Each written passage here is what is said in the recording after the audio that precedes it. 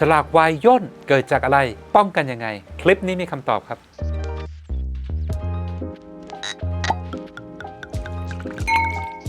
สวัสดีครับผมโน้ตจาก s เซล่าไวน์บาร์สนามเด็กเล่นของคนรักไวน์คอไวน์หลายท่านนะครับอาจจะเคยเจอปัญหาเดียวกับผมนะครับก็คือไวน์ที่เราเก็บไว้อย่างดีเลยนะครับวันดีคืนดีฉลากมันเกิดย่นขึ้นมาแล้วเราก็ปวดใจมากๆเพราะบางขวดนี่คือกว่าเราจะหามาได้นะครับบางขวดก็คือราคาเนี่ยค่อนข้างสูงเลยทีเดียวปัญหาเรื่องฉลากวายย่นนะครับเป็นปัญหาที่ผมไม่เคยเจอเลยเมื่อตอนที่ผมยังอยู่ประเทศเยอรมันนะครับแต่ว่ามาเจอเป็นครั้งแรกก็คือตอนที่ย้ายกลับมาเมืองไทยแล้วนะครับและจริงๆมันเป็นปัญหาที่เกิดขึ้นบ่อยมากในบ้านเมืองที่อากาศค่อนข้างร้อนแล้วก็ชื้นนะครับและที่สำคัญก็คือเกิดบ่อยกับคนที่เก็บไวน์ไว้ในตู้แช่ไวน์อย่างดีทีนี้สาเหตุมันคืออะไรนะครับถ้าอธิบายตามหลักเทอร์โมไดนามิกนะครับมันก็เกิดจากการที่ขวดไวน์ที่เย็นนะครับไปสัมผัสกับอากาศที่ร้อนชื้นนะครับทำให้ไอ้น้ำที่อยู่ในอากาศเนี่ยก็คือกลั่นตัวมาเป็นไอ้น้ำเกาะตามขวดนะครับพอน้ำเนี่ยมันเริ่มซึมเข้าไปในฉลากไวน์นะครับแล้วก็ทำให้กาวเนี่ยมันเริ่มเสื่อมสภาพนะครับฉลากไวน์มันก็เลยเกิดย่นขึ้นมาแล้วมันเกิดขึ้นจากอะไรจริงๆแล้วนะครับสำหรับในเมืองไทยนะครับอย่างที่ผมบอกไปก็คือเกิดกับคนที่เก็บไวน์ในตู้แช่ไวน์เก็บปุ๊บเอาไวน์ออกมาจากตู้แช่นะครับมาวางไว้ที่อุณหภูมิห้องปกติไอ้น้ำมันก็จะเริ่มจับเกาะกับขวดไวน์ที่เย็นนะครับทีนี้ถ้าเราทิ้งไว้นานมากหรือว่าถ้าหยดน้ำมันใหญ่มากๆนะครับฉลากไวน์ก็จะมีโอกาสที่จะย่นได้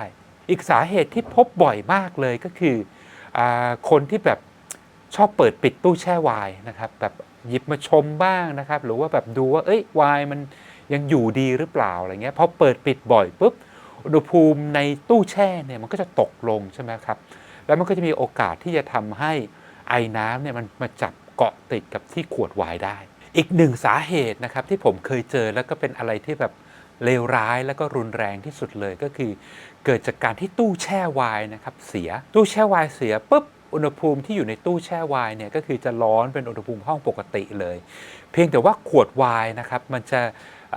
ร้อนช้ากว่าอากาศนะครับทำให้มีโอกาสที่ไอ้น้ำเนี่ยจะจับที่ตู้แช่ไวน์ได้และผมเคยเจอมาทีหนึ่งก็คือเรียกได้ว่าฉลากเสียแทบทั้งตู้เลยทีเดียวอีกหนึ่งสาเหตุนะครับที่อาจจะเกิดขึ้นกับคนที่ทำห้องไวน์อย่างดีเลยนะครับก็คือตู้เก็บไม่พอแล้วเราลงทุนเป็นห้องเลยดีกว่านะครับตรงเนี้ยมันจะมีโอกาสก็คือมันจะมีบางมุมของห้องนะครับที่เรียกว่าความชื้นเนี่ยมันอาจจะสูงกว่าบางจุดทำให้จุดนั้นเนี่ยมันมีโอกาสที่จะมีไอ้น้ำเกิดขึ้นที่ขวดไวน์ได้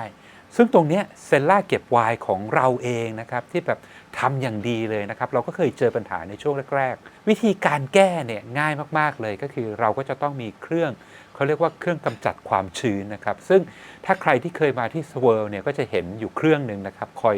เป็นคนตัวดูดความชื้นตลอดเวลาไม่งั้นฉลากไวน์ก็คือจะไม่สวยได้ทีนี้นะครับเรารู้สาเหตุแล้วว่าไอ้การที่ฉลากไวน์ย่นเนี่ยมันเกิดจากการที่เราเอาขวดไวน์ที่เย็นนะครับมาเจอกับอากาศที่ร้อนชื้นนะครับเพราะฉะนั้นเวลาเราสมมติว่าถ้าเราจะย้ายไวน์ออกจากตู้เนี่ยก็คือเป็นจุดที่เราต้องระวังเลยทีเดียวว่าเราต้องไม่ย้ายไปทิ้งไว้ในที่ที่อุณหภูมิมันสูงกว่าในตู้แช่ไวน์มากจนเกินไปนะครับก็อาจจะเอาไปพักไว้ในตู้เย็นหรืออาจจะไปพักไว้ในห้องแอร์ก็ได้นะครับแต่อีกหนึ่งทริคนะครับที่ผมใช้เองนะครับส่วนตัวแล้วก็เพื่อนฝูงก็ใช้กันนะครับเป็นการป้องกันไม่ให้ฉลากไวน์เราย่นได้อย่างได้ผลมากๆเลยก็คือการที่เราเอาพลาสติกนะครับมาแรปฉลากไวน์ไว้นะครับเดี๋ยวผมให้ดูตัวอย่างอันนี้เป็นต้นนะครับก็คือจริงๆอันเนี้ยที่เอามาใช้จริงๆก็คือตอนที่ไปฮ่องกงนะครับก็คือเห็นแบบพวกไวน์เซล่านะครับเขาจะมีแผ่นพลาสติกเนี่ยก็คือจะคลุมฉลากไวน์ตัวที่แพงๆไว้นะครับแล้วเราก็เลยแบบพอกลับมาเมืองไทยปุ๊บเราก็เลยมาลองนะครับแล้วก็จริงๆก็คือเพื่อนฝูงหลายคนก็คือใช้อยู่แล้วอันนี้ง่ายๆเลยก็คือเป็นแรปพลาสติกที่เรามีอยู่ในครัวกันทุกบ้านนั่นเองนะครับก็คือตัดออกมานะครับให้ขนาดพอดีกับขวดนะครับแล้วก็พยายามเขาเรียกว่าห่อนะครับโดยที่ไม่ให้มันมีฟองอากาศไม่ให้มีอะไรเหลืออยู่เลยนะครับอันนี้ก็คือจะเป็นการป้องกันนะครับไม่ให้ส่วนตรงฉลากเนี่ยมันมีไอ้น้ำเข้าไปทำให้ฉลากมันเปื่อยมันยุ่ยหรือว่ากาวที่แปะฉลากเนี่ยมันเสียหายได้ตรงนี้ไปลองใช้กันได้เลยเพราะว่าไม่ว่า คุณจะเอาไวน์ออกจากตู้แช่ไวน์นะครับไปวางที่ไหนก็ตามไอ้น้ำจะเกาะตรงส่วนอื่นของขวดก็ตาม แต่ว่าฉลากของคุณก็คือยังสวยงามอยู่เหมือนเดิม แต่ทั้งนี้ทั้งนั้นนะครับฉลากไวน์ที่ย่นเนี่ยมันก็ไม่ได้ทำให้ไวน์ย่นไปด้วย ได้ครับทำได้เลย ไวน์ไม่ย่นไปด้วยนะครับแต่อย่าลืมว่าไวน์บางขวดเนี่ยราคามันค่อนข้างสูง และเวลาเราดื่มไวน์เห็นแบบฉลากที่มันแบบน่าเกลียดนะครับย่นเนี่ยมันก็จะแบบมีอาการเซ็งๆนิดนึงนะครับและที่สำคัญอีกอย่างหนึ่งก็คือไวน์ที่บางคนก็คือซื้อมาเพื่อลงทุนเนี่ยถ้ามันย่นขึ้นมานะครับเวลาเราจะไปขายต่อเนี่ยราคาก็คือมันก็จะตกลงได้อย่าลืมนะครับอยู่ที่บ้านก็คือใครที่มีไวน์พรีเมียมนะครับไวน์รักไวน์หวงเนี่ยก็อย่าลืมไปลองใช้กันดูแล้วพบกับทิปส์ในการดื่มไวน์ในการเก็บไวน์ที่มีประโยชน์แบบนี้กันในคลิปหน้าครับผมสวัสดีครับ